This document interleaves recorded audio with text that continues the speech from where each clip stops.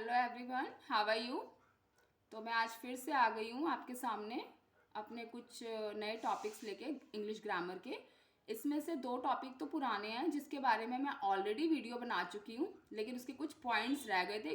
पिछला वीडियो थोड़ा लंबा हो रहा था, तो कुछ जो मेरे पॉइंट्स रह गए थे हाईलाइट करने वो मैं आज बताऊँगी आपको, ठीक है। और उसके अलावा मैं थोड़ा बोथ के बारे में, सम के बारे में और एनी के बारे में बताऊँगी, ठीक है। चलिए स्टार्ट कर लेते हैं। ये देखिए, सबसे पहले मैंने आपको ईदर ऑफ का बताया था, उसकी डेफिनेशन मैं ऑलरेडी बता चुकी हूँ अपने पिछले वीडियो में। तो ईदर ऑफ किसके साथ यूज होता है? ईदर ऑफ जो है उस प्लूरल नाउन्स और प्लूरल प्रोनाउंस के साथ यूज होता है। इस चीज को ध्यान रखिएगा, या तो प्लूरल नाउन्स होगा पीछे या प्लूरल प्रोनाउंस होगा। अब प्लूरल नाउन्स में भी एक रूल है कि जब हम प्लूरल नाउन्स के पहले यूज करते हैं ये, तो हमारा द जो आपका डेफिनेट आर्टिकल है वो आना ज़रूरी है, वो आना बहुत ज़रूरी है। तो मैं आपको बता देती हूँ स्टेटमेंट के पॉइंट ऑफ व्यू से कैसे बनेगा। जैसे फर्स्ट स्टेटमेंट है ईदर ऑफ द बॉयज। देखिए बॉयज आपका जो है वो प्लूरल नाउन है, बॉय बॉयज। तो ईदर ऑफ द लगाना मत भूलिएगा, द जरूर लगता है, ये रूल है। Either of the boys is good at playing cricket, ठीक है। दोनों में से कोई एक लड़का क्रिकेट खेलने में अच्छा है। गुड एट, निपुण होना, गुड एट लगाते हैं हम, ये अगर आपको पता हो तो, ठीक है। Either of the boys is good at playing cricket. अच्छा, अगर इसको हम प्रोनाउन की कैटेगरी के साथ रखें प्रोनाउन में, तो either of them is going to market. आया समझ में? Either of them is going to market, उन दोनों में से कोई एक मार्केट जा रहा है, ये प्रोनाउन है देम। इसका दे का ऑब्जेक्टिव पार्ट है देम, पता है आपको। तो नेक्स्ट हम मूव करते हैं नीदर ऑफ की तरफ। नीदर ऑफ क्या होता है? डेफिनेशन दे चुकी हूँ, 2-3 बार बता दी है अपने पिछले वीडियोस में।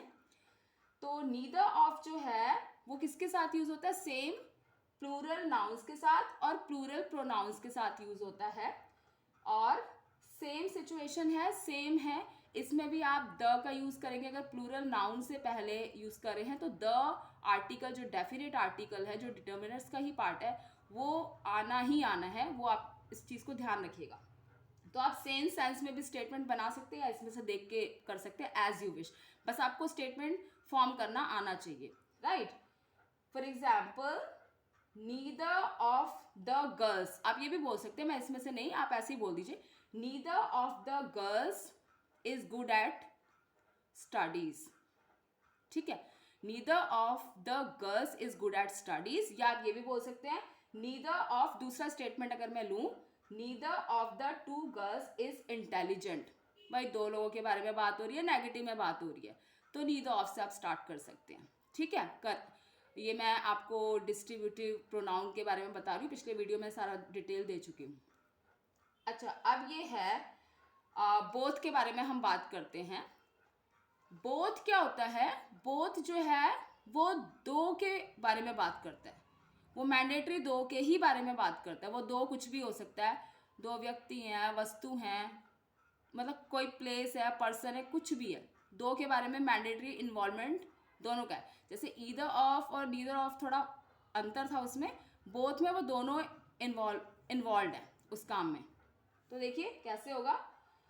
बोथ सबसे पहले तो पॉजिटिव स्टेटमेंट्स में यूज होता है, बोथ सबसे पहले पॉजिटिव स्टेटमेंट्स में यूज होता है, ये नेगेटिव में कभी हम यूज कर ही नहीं सकते। तो इसका कैसे होगा?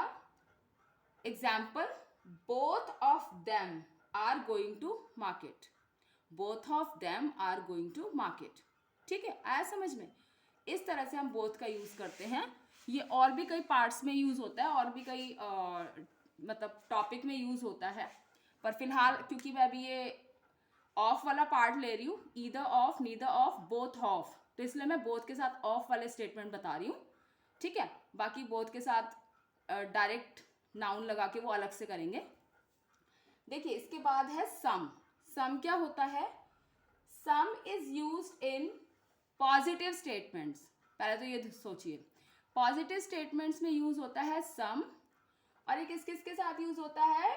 It is used with uncountable noun and plural countable noun. Uncountable noun के साथ और प्लूरल काउंटेबल नाउन के साथ सम का यूज करते हैं. फॉर एग्जाम्पल देख लीजिए, आई वॉन्ट सम वाटर. ठीक है, आई वॉन्ट सम वाटर. दूसरा है आई हैव सम फ्रेंड्स.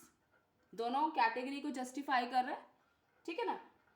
तो इसके बाद ये अनकाउंटेबल नाउन की भी है, प्लूरल काउंटेबल नाउन की भी. आया समझ में. और एक पॉइंट और है इसमें, एक एक्सेप्शनल केस ये है कि कहीं पे हम इसको इंटरोगेटिव मैनर में भी यूज कर सकते हैं अगर हमें आंसर की एक्सपेक्टेशन यस में है तो. Keep this thing in mind कि यस में एक्सपेक्टेशन अगर हमें आंसर की है तो. फॉर एग्जाम्पल रेयर केस में ऐसा हो सकता है. ठीक है. For example do you have some food, तो एक्सपेक्टेड आंसर का यस में बहुत ज्यादा उम्मीद है, बहुत ज्यादा. Yes I do have. अब दूसरा है एनी. एनी तो आप देख लीजिए कहाँ कहाँ यूज होता है. Any is used in negative, ये नेगेटिव में ही यूज होता है, and question form in interrogative statement. Interrogative में और नेगेटिव में. Example, do you have any question first. और नेगेटिव स्टेटमेंट में I do not have any problem, I don't have any problem. तो पहला इंटरोगेटिव में स्टेटमेंट फॉर्म किया, दूसरा नेगेटिव सेंस में, नेगेटिव में. Got my point. तो I hope you have understood.